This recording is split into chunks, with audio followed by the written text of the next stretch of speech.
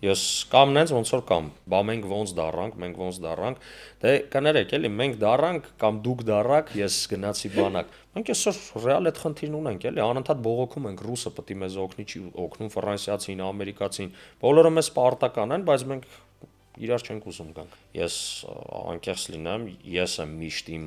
սահմանները գծում։ Ես միանշանակ երկրպագելու եմ Մյունխենի Բավարիան, դա քննարկման ենթակա չի։ Երեշե Մելիքյանը կարգապահություն է բերել թիմ, շատ բարդ գործ է իրան սպասվում, ու այդ հարցին բնականաբար ես չեմ պատասխանի։ Ես ու դու շատ վաղուց տարիներ առաջ պարապել ենք նույն ջիմում, շատ վաղուց 77 դպրոցի կողքին է։ Այն ժամանակ ես հիշում եմ ինչքան էր դու ապրում ֆուտբոլով, ամեն օր գնում խաղալու, ու այն որ ասում էի ոնց է հասցնում ես մարդը այս ամեն ինչ անել, ու լավ այդ ժամանակ այդ սիրողական մակարդակի ֆուտբոլը իմ մոտ հարցեր առաջացնում, լավ ինչ նպատակով է մարդ, երբ որ դե բնականաբար կյանքի սկզբի հատվածում ես, ասում ես դե պետքա գնամ աշխատեմ, փող վաստակեմ, բայց այդքան ժամանակ տրամադրել ֆուտբոլին, որ ասում եմ ու փաստորեն ստացվում է տենց։ Ստացվում է էլի երևի ես։ Ողջույն հարգելի ֆուտբոլասերներ, դուք դիտում եք Ինտերֆուտբոլը նորալիք YouTube-յան ալիքում, հարգելիներս։ Չմոռանաք բաժանորդագրվել, ասում եմ միանգամից սկսենք կարևորից չմոռանանք բաժանորդագրվել, լայքել եւ արդեն մտովի մտածել, թե ինչպիսի մեկնաբանություններ են գրելու այս տեսանյութի տակ։ Համոզված եմ շատ բովանդակալից զրույց է լինելու եւ իհարկե մեր հյուրն է Վահե Գևորգյանը։ Ամենաերիտասարդ, ամենասենց խոստումնալից եւ միևնույն ժամանակ ամուր ձեռք ունեցող մարզիչ, ով ներկայումս փոշի է բարձրացնում նաեւ հայկական ֆուտբոլում հարգելիներս։ Միևնույն ժամանակ ողջունում նրան։ Ողջույն Վահե ջան։ Բարև ձեզ, շատ շնորհակալ եմ լավ խոսքերի համար։ Լավ եք։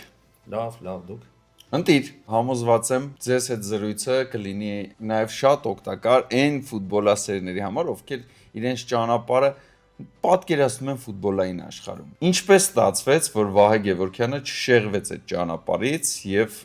եկավ հասավ այս կետին։ Առհասարակ ես դեռ ինձ շատ վաղ տարիքից միայն ու միայն ֆուտբոլում եմ պատկերացրել։ Մենք ունենք շատ կարևոր հանգամանք մեր պետությունում, դա բանակն է։ Ոչ բոլորին է հաջողվում շարունակել խաղադաշտում ֆուտբոլ խաղալը։ Բանակից հետո էլ հստակ իմ առջև տեսլական ունեի, որ պետք է շարունակեմ նորից ֆուտբոլում ու մարզչական ճանապարհով։ Հետևաբար դա եղել է ու մնում է իմ համար առաջին նպատակը։ Այս դեպքում բերեք միանգամից այս գաղտնազերծենք այն կարևորագույն կետերը, որ ունի Վահե Գևորգյան մարզիչը իր համար։ 3 կետ կամ միգուցե ավելի, որոնք դուք պահանջում եք թե հենց ձեզնից որպես մարզիչ եւ թե հենց ձեր ֆուտբոլիստներից։ Արդարություն, 100%-ով նվիրում ու մինչև վերջ հավատ։ Այս պարագայում, երբ որ պակասում է ինչ որ գործոն ֆուտբոլիստի մոտ, բայց միևնույն ժամանակ այդ ֆուտբոլիստը խաղադաշտում շատ որակ ապահովող, արդյունք ապահովող դեմք է։ Ներում բեկում կա նրա համար։ Իհարկե, ես եթե ճիշտ եմ հասկանում, գործոնի նկատի ունեք, սկսած միգուցե ինչ-որ այդ հավատից, այլ կարգապահությունից, բնավորությունից, միանշանակ մարզչի գործը մաքսիմումը քաղելն է իր բոլոր ֆուտբոլիստներից, հետևաբար տվյալ ֆուտբոլիստից էլ մենք պետք է մաքսիմումը քաղենք ու պետք է ամեն միջոցով նրանից ստանանք այն, ինչ մենք ուզում ենք խաղադաշտում։ Օրինակ, ընտրում ես այս ինչ ֆուտբոլիստներին, հետո այն մյուսին, որ չես ընտրել, այ իրանց այդ հարաբերություններում ինչ որ բան նկատվում է։ Ավելի կարևոր են այն ֆուտբոլիստները, ովքեր չեն խաղում, որովհետև այն ֆուտբոլիստները, ովքեր խաղում են, հոգեբանական խնդիրներ 99%-ով դիստանցիայի ժամանակ չեն ունենում, բայց այն ֆուտբոլիստները, ովքեր չեն խաղում,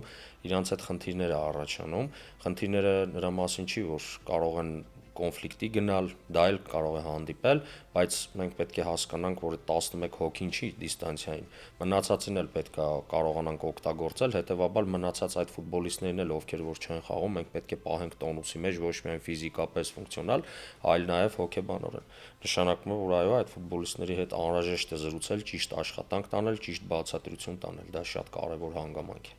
Եղել է ձեր մարզչական կարիերայում, որ կոնկրետ հենց կոնֆլիկտ է եղել ֆուտբոլիստի հետ ու ինչպես եք դա հարթել։ Կամ միգուցե դուրն եք ցույց տվել դեպի Շատ կոնֆլիկտներ են եղել։ Դա քննարկման ենթակա չի իմ կարծիքով ցանկացած մարզչի կարիերայում այդ կոնֆլիկտները շատ են։ Միգուցե իմ տարիքը համարվում է երիտասարդ մարզչական գործունեության ֆորմատում, բայց ես ինձ այդպեսին չեմ համարում, որովհետև ահագին արդեն թիկունքում կատարած աշխատանք ունեմ։ Դուրը ցույց տալու տարբերակը միշտ ամենավերջի տարբերակն է, որովհետև ես միշտ փորձում եմ ինձ դնել ֆուտբոլիստի տեղը, հասկանամ ինչ է իրականում թաքնվում նրա դժգոհության, միգուցե ֆուտբոլիստը ճիշտ է։ Միգուցե ֆուտբոլիստը ճիշտ է, իսկ դրա համար մենք պետք է մինչև վերջ լսենք, մինչև վերջ հասկանանք, մարզիչ պետք է իրան դնի ֆուտբոլիստի տեղը ու դրանից հետո նոր լուծումները միասին գտնենք, ու իհարկե վերջին խոսքը մարզիչինն է լինելու, դա քննարկման ենթակա չի։ Իսկ իրենց խորհուրդներից օգտվում եք։ Միանշանակ, իհարկե։ Դե այս դեպքում ուրեմն կառաջարկեմ անդրադառնանք ամենացավոտ հարցերից մեկին հայկական ֆուտբոլի համար, դա մանկապատանեկան ֆուտբոլն է։ Ես բազմիցս պատասխանել եմ այդ հարցին, մեծ հաճույքով նորից կպատասխանեմ, ոչ թե ինչ է պակասում, այլ մեզ պակասում է շատ բան, շատ քիչ բան ունենք։ Սկսած արդեն կոնտինգենտից, երեխաներից, որոնք փոքր տարիքից սկսում են հաճախել, վերջացրած այդ կրթական համակարգից, այսօրվա արժե համակարգից, գլոբալ, ոչ միայն ֆուտբոլային, մենք շատ ենք հետ մնացել արդեն բոլոր այն երկրներից, որոնք որ ժամանակին միգուցե նաև հավասար էին մեզ։ Խոսքը գնում է շատ երկար դիստանցիայի մասին, 30-50 տարի։ Այսօր ժամանակակից կյանքը ստիպում է, որ սերունդները ավելի նստակյաց կյանք վարեն։ Դա ազդում է արդեն գենի վրա, երբ որ ունեցել եմ ժամանակ, հետաքրքրվել եմ ու ուզեցել եմ հասկանամ ինչի աֆրիկացիները, լատինոամերիկացիները ռեգրես չեն գնում ֆիզիկապես, այլ գնում են եվրոպացիները, որովհետև կյանքը այստեղ փոխվել է ու դա իմ հետազոտությունները չեն։ 2012 թվականին ես այդ շեշտում եմ, ես եղել եմ սեմինարի, որտեղ որ Ռեալ Մադրիդի ակադեմիայի ղեկավարը ասել է, որ մեզ լուրջ մարտահրավերներ են սպասում, ոչ միայն գadgetների տեսքով, այլ ծնողների մտածելակերպով, որ մեր երեխաները 12-13 տարեկանից սկսած արդեն սկսում են ավելի ուրիշ հետաքրքրություններ գտնել, ավելի իրենց կարծիքով եկամտաբեր ու հանգիստ գործի տանել, որը որ բերում է ավելի նստակյաց կյանքի, գումարած Բաքում երեխեք չեն խաղում ընդհանրապես, ոչ միայն ֆուտբոլ, այլ ուրիշ խաղեր էլ չեն խաղում, իսկ մենք մեր ժամանակին խաղացել ենք, հետևաբար մեր մոտ շատ լուրջ ռեգրես է գնում ու գնալով ավելի է խորանալու, որը որ կփրկի միայն ազգային ծրագիրը, կրթական համակարգը մարզիչների եւս շատ լուրջ պատճառ է, երեխաների միջազգային փորձի պակասությունը եւս շատ լուրջ պատճառ է, ինֆրաստրուկտուրաների պակասությունը եւս շատ լուրջ պատճառ է։ Ես ինքս էլ ասֆալտի վրա խաղացել եմ կամ չգիտեմ, մարզվել եմ, շատ եմ լսում իմ ընկերներից կամ ավելի մեծ տարիքից, բա մենք ոնց դառանք, դե կներեք էլի, մենք դառանք կամ դուք դառաք, ես գնացի բանակ։ Հիմա աշխարհում ուրիշ ինֆրաստրուկտուրաներ կան, աշխարհը քայլ է արի առաջ։ Մեր խնդրեմն հենց այդ է, որ մենք անընդհատ այդ ենք մտածում։ Բա մենք ոնց, այն ժամանակ ոնց։ Այն ժամանակ կարում էինք ոդկցենք, իրանցն էլ էր տենց, մերն էլ էր տենց։ Այսինքն ինքը գլոբալ sense գումարվում է իրար շատ մեծ խնդիր է դառնում ու մենթալ ասպեկտը, որը որ այսօր ոչ միայն չգիտեմ ֆուտբոլում, այլ ազգի մոտ խնդիր կա այդ մենթալ ասպեկտի, պայքարելու, տեղը զբաղեցնելու, արևի տակ տեղը վերցնելու։ Մենք այսօր ռեալ այդ խնդիրն ունենք, էլի, անընդհատ բողոքում ենք, ռուսը պետք է մեզ օգնի, չի օգնում, ֆրանսիացին, ամերիկացին, բոլորը մեզ պարտական են, բայց մենք իրար չենք ուզում գանք։ Այդ ամեն ինչը գումարվում է ու ցայտուն կերպով արտացոլվում է ֆուտբոլում, որովհետև ֆուտբոլը առաջի մարզաձևն է աշխարհում, ֆուտբոլը քաղաքականության հետ սենց անընդհատ քայլում է, դրա համար ֆուտբոլն անընդհատ աչքի է զարնում։ Այդքան բան։ Ներկայումս այս մրցաշրջանի ընթացքում Ալաշկերտը ես ինձ մոտ ունեմ տվյալները, մենապայքարներում առաջին տեղում է, կտրող փոխանցումներում առաջին տեղում է, պրեսինգի էֆեկտիվությամբ երկրորդն եք։ Արդյոք լավագույն ցուցիչն է ձեր մարզչական աշխատանքի։ Չէ, չեմ կարծում, որ դա ինչ-որ ցուցիչ պետք է հանդիսանա։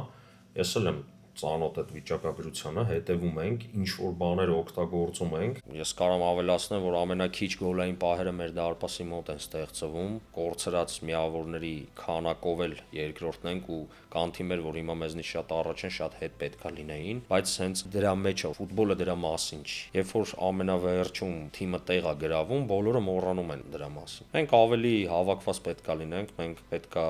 օգտագործենք մեր ստեղծած գոլային պահերը ու այդ ժամանակ միանշանակ մենք շատ բարձր տեղ կգրավենք, բայց դրան խանգարող հանգամանքները շատ են որոնցից մեկն էլ որ մեր թիմի երիտասարդությունն է, այն որ մենք ստեղծած գոլերի պահերով այս պայդրությամբ երկրորդն ենք, բայց մենք եթե չեմ սխալվում խփած գոլերով 5-րդն ենք ու շեշտեմ, որ շատ եղել են 11 մետրանոցներ։ Մենապայքարերի ինտենսիվությունը հա գալիս է մեր խաղաոճից, պրեսինգը միանշանակ մեր խաղաոճն է։ Առհասարակ ես ասենց ասեմ, մեր գործը շատ բարդ է, կողքից ամեն ինչ շատ հեշտ է երևում, բայց մենք ունենք ինվեստոր, որը որ ուզում է, ունի ամբիցիաներ, որ թիմը բարձր տեղ գրավի, բայց ասում եմ մենք դա պետք է անենք երիտասարդ ֆուտբոլիստներով ու մեր խաղաոճով պարտադիր։ Ես ուզում եմ հաճույք ստանամ, ես ուզում եմ այդ արագությունները, որ ապահովում է մեր թիմը։ Նույնիսկ չի որ մենք չենք կարող ավտոբուս դնել մեր դարպասին ու մի պահ օգտագործել ու պահել դա։ Մենք այդ ամեն ինչի ձևերը լավ գիտենք, բայց բոլորս հասկանում ենք շատ դժվար կլինի վաճառել ֆուտբոլիստի։ Ինքը Անգլիայի Պրեմիեր լիգայում էլ է թիմ ունեցել ու Անգլիայի Պրեմիեր լիգայում շատ են համեմատում ֆուտբոլը կինոինդուստրիայի հետ, ունդեղ շատ ինվեստորներ կամ ֆուտբոլային ֆունկցիոներներ ասում են ինձ պետք չի ոչ դիտարժան ֆուտբոլ։ Ես ուզում եմ հաճույք ստանամ, ես ուզում եմ այդ ադրենալինն զգամ, ես ուզում եմ այդ ամեն ինչը ապրեմ խաղը նայելուց։ Մենք միանշանակ ուզում ենք հաղթել, բայց այդ ճանապարհով։ Դե ես էլ եթե համաձայնվել եմ, որ աշխատեմ այս պրոյեկտում, ուրեմն պետքա ամեն ինչ անեմ, որ մենք հաղթենք այդ ճանապարհով։ Ասում եմ, հասավ պահը, որպեսզի շնորհավորենք նաև։ Ես շնորհավորում եմ ձեզ, տարվա լավագույն մարզիչ եք ճանաչվել։ Ինչ որ բան փոխում է դա ձեր կյանքում որպես մարզիչ։ Շնորհակալ եմ շնորհավորանքի համար։ Որ ասեմ, ինչ-որ գլոբալ առումով իմ մտածելակերպում կամ էմոցիաների մեջ բան է փոխել, չէ։ Հրապարակումից հետո շատ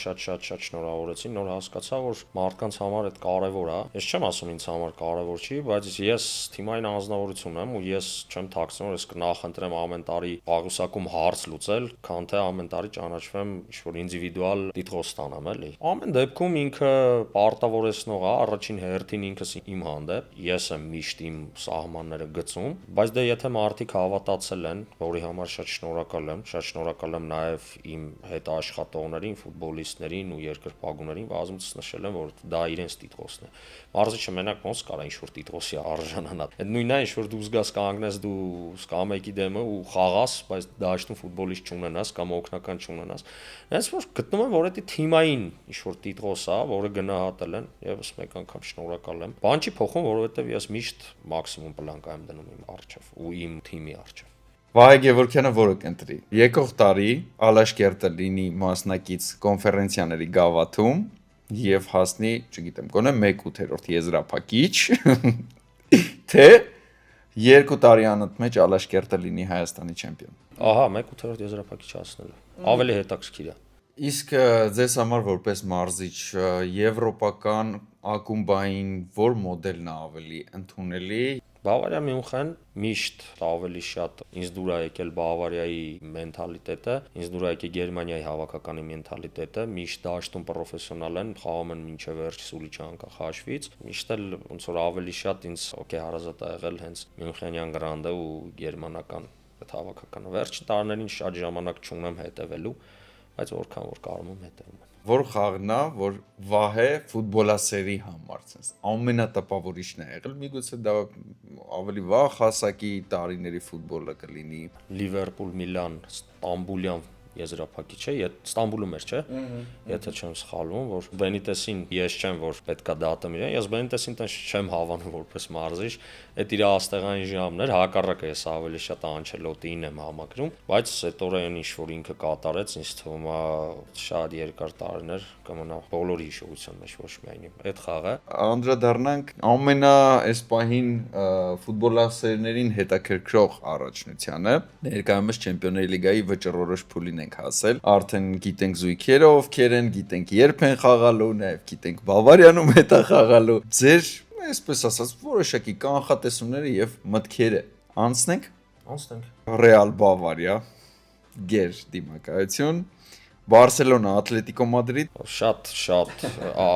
ամենաբարձ զույգերից մեկն է, Չնայած նրանք էլ են բարդ, բայց այդտեղ շատ անկանխատեսելի է իրենց հանդիպումները մանավանդ այս վերջի մրցաշրջաներում անզիջում պայքարում են անցնում ու չի բացառվում, որ Սիմեոնեն կարանա անցնի։ Ես էլ եմ այդ մտքին, որովհետև այս տարվա Ատլետիկո Մադրիդը ըստ ձեզ ամենապրոգրեսիվ Ատլետիկո Մադրիդը չի։ Բոլոր առումներով նրանք պատրաստ են խաղալ։ Այն ժամանակ միգուցե ասում էին պաշտպանողականը, Ախր Սիմեոնեն պաշտպանողական այդ սուղ ռեսուրսներով խաղացել է գրանդ ակումբների դեմ։ Այո, ճիշտ եք նկատել, ահագին փոփոխություն կա խաղաոճի մեջ ու ինքը լավ թիմ է ստեղծել։ Ես չեմ ասում ես կուզենամ, որ Ատլետիկոն անցնի, բայց գավաթային հանդիպում է, որը որ կարծում եմ, որ հնարավոր է, որ Ատլետիկոն հաղթահարի։ Ռեալ, Բավարիա։ Իմ կարծիքով այդ դիմակայությունը Չեմպիոնների լիգայի ամբողջ պատմության զարդերից մեկն է գլխավոր, կար ինչ-որ մի հատված, որ Բավարիան էր միշտ հաղթահարում Ռեալին, հետո ինչ-որ էդի կոտրվեց, Անչելոտի Գվարդիոլա դիմակայությունից սկսեց, որ Ռեալը սկսեց հեշտ հաղթահարել Բավարիային, բայց իմ կարծիքով հիմա շատ հետաքրքիր է լինելու։ Ռեալի կախարդանքը բոլորս գիտենք այդ Չեմպիոնների լիգայի մասին, որ իրանք անհնարին վիճակներում կարողանում են հաղթահարել, գնալ չեմպիոն դառնալ։ Այսօր որ նայում ենք, թե ինչ ֆուտբոլ է խաղում Բավարիան, ինչ ֆուտբոլ է խաղում Ռեալը, Բավարիան պետք է հաղթահարի։ Որովհետև երբ որ ես մասնագետի աչքերով նայում եմ, ինչքան խնդիրներ տակտիկական կա Մադրիդի Ռեալում, իրականում կարելի է այդ բացերն օգտագործել, բայց չմոռանանք, որ Ռեալ Մադրիդը մնում է Ռեալ Մադրիդ։ Չեմպիոնների լիգան Ռեալ Մադրիդի առողջությունը։ Ես միանշանակ երկրպագելու եմ Մյունխենի Բավարիանը, քննարկման ենթակա չի։ Ճիշտն ասած, ես էլ եմ այդ տեսակետին։ Բավարիան այնուամենայնիվ պետք է որ հաղթահարի, վերջո կոմպանին որպես այդպեսին քայլ առ քայլ եկել հասել է այս պաշտոնին։ Հիմք ունի որպես այդպեսին։ Իսկ հա Արբելոան հիմա որպես փրկողակ են կարելի ասել այս ճակերտավոր բերել, տեսնենք թե ինչ արդյունք կլինի։ Բայջան ներկայումս Հայաստանի ազգային հավաքականը։ Ըստ ձեզ, ինչ մակարդակում է գտնվում, փոփոխություններ նկատում եք Եղիշե Մելիքյանի աշխատանքի այս ժամանակահատվածում ու կա ինչ-որ մի բան, որ դուք կուզենայիք ձեր կողմից ավելացնել։ Եղիշե Մելիքյանը կարգապահություն է բերել թիմ, այդ երևաց հենց առաջի հանդիպումներից, բերել է նվիրվածություն, փորձում է զարգացնել այդ ամեն ինչը, կարգապահությունը, նվիրվածությունը, շատ ծանր ժամանակաշրջանում է գլխավորել ինքը հավաքականը, շատ բարդ գործ է իրան սպասվում։ Կարծում եմ, որ բոլորս պետք է համբերություն ունենանք ու նմանատիպ իրավիճակում, որ ինչպես ինքն է հայտարարել մի քանի անգամ, որ պատրաստում է գնալ սերնդափոխության, բնականաբար իրան բավականին ժամանակ է պետք։ Ես երկար ժամանակ եղել եմ այն մտքին ու արտահայտել եմ ուղիղ, որ Հայաստանի հավաքականը պետք է գլխավորի հայ մասնագետ։ Նույնիսկ այն ժամանակ, երբ որ խնդիրներ կար, տարաձայնություններ կար Եղիշե Մելիքյանի ու ֆեդերացիայի միջև, հենց այդ ժամանակ էլ ճիշտ է, ես ոչ մեկի անունը չեմ տվել, բայց մտածել եմ, որ պետք է հայ մասնագետ գլխավորի, իսկ այդ ժամանակ Եղիշե Մելիքյանը հայ մասնագետների մեջ ապացուցում էր, որ իր թիմով լավագույն արդյունքներն է ապահովում։ Ցանկացած գլխավոր մարզիչ ինքը ունի իր ուրույն ոճը, ինքը ունի իր ձևը ու այդ հարցին բնականաբար ես չեմ պատասխանի։ Մենակ մի բան կասեմ, որ եթե կարողացավ սերնդափոխությունը ոչ շատ ու հաճախ տատանումներով իրականացնել, կարողացավ այդ կարգապահությունը, այդ նվիրվածությունը, որը որ բացակայում էր, եկեք անկեղծ լինենք վերջին տարիներին, պրոգրեսի բերել հասցնել, ուրեմն բրավո իրեն։ Մենք էլ ես որպես հայ մարզիչ շեշտում եմ, որ ինչքան որ հնարավոր է, մենք էլ պետք է նպաստենք, օգնենք, որովհետև դա բոլորիս ազգային հավաքականն է։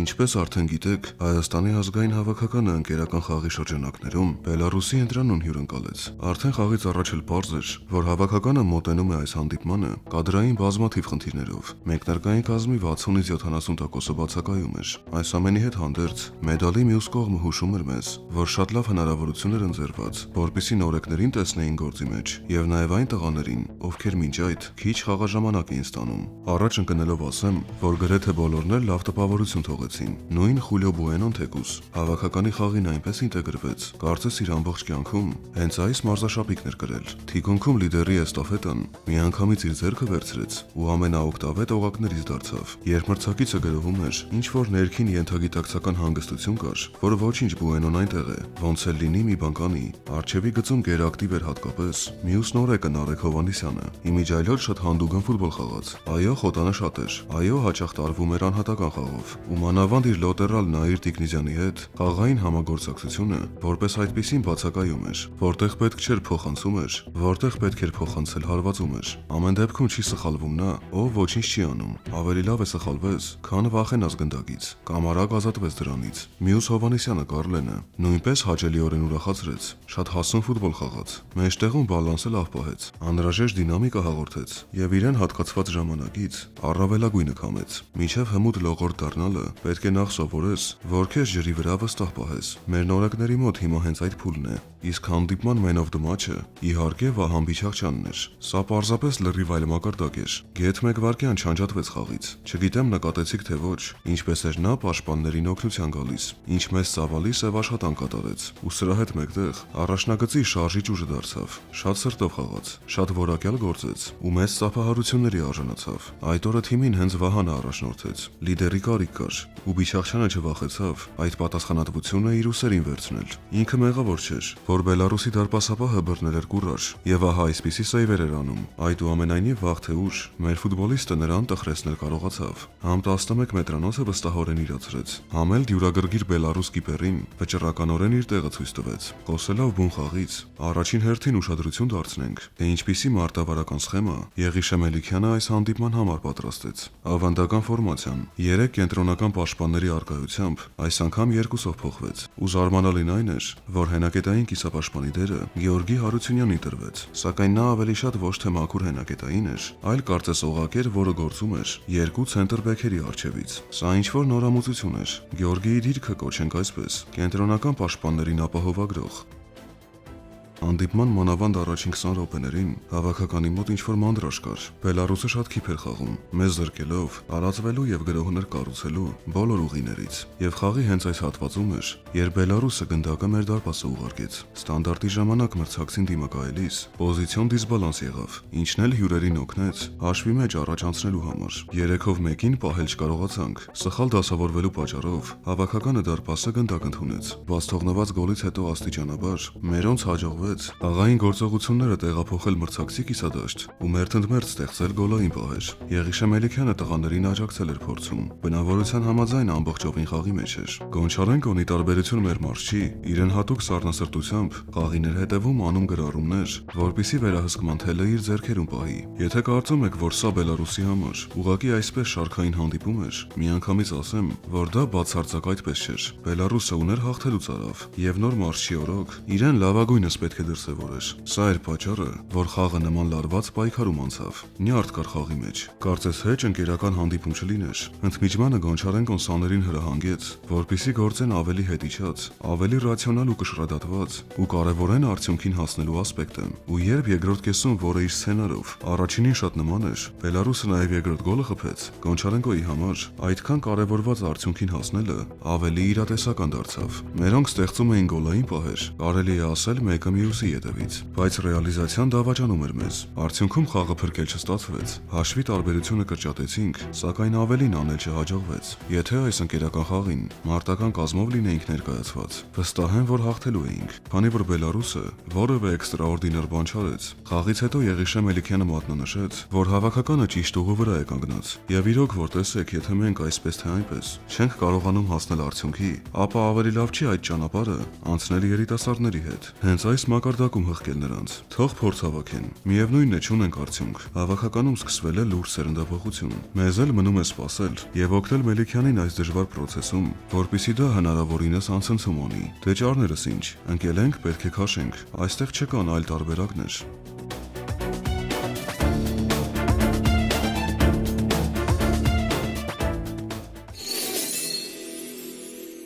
Եվ անցնենք մեր երրորդ հատվածին, հաղորդման, որտեղ ձեզ կներկայացնեմ տեսանյութեր, պաուզա կտանք, դուք կփորձեք կռահել, թե ինչ է լինում հետագայում։ Մարտին Եռանը կտեսնենք ինչ անում է այստեղ։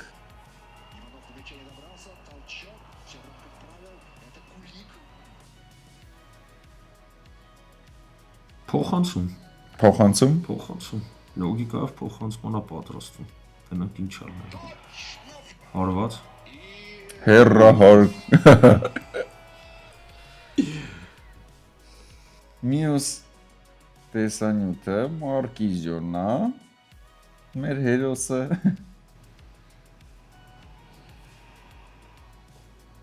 Դե չէ, հարված պետք է լինի, ուրիշ ինչ պետք է լինի։ Հա։ Սրանց հետո հարված պետք է լինի, գոլ էլի։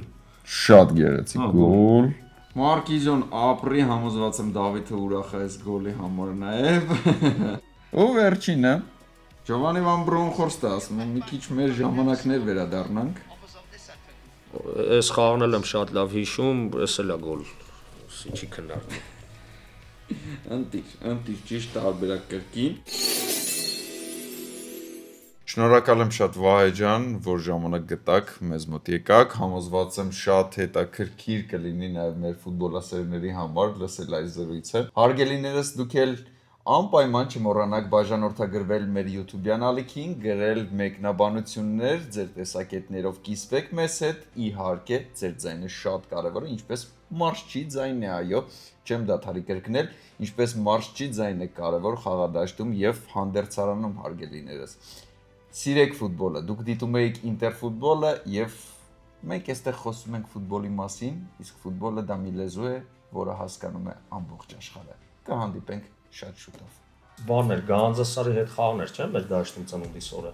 Փիլյանը երկրորդ գոլը խփում։ Փիլյանը դրանից առաջ մի 10 վայրկյան, 15 վայրկյան առաջ ինչ ջղայնացրել էր ահավոր։ Ես վրան սկսեցի գոռալ։ Հետո ինչ որ պերեխվա տեղավ ինքը դուրս եկավ կոնտրատակա ինքը գոլը խփեց ես հələ վրան գոռում էի բռած ասես ծնունդդ շնորհավոր քո համար գոլը արեցի տես դաշտի մեջից Բայց միևնույն ժամանակ անկեղծ չենք մեր երեխաների հետ էլ ու Բայց ես իմ հեռախոսի ձենը կտրել եմ ես սեղանին որ գրպանը ինչ-որ մեկում է սխմրտում է ես չան միգուցե մեզ հետևում են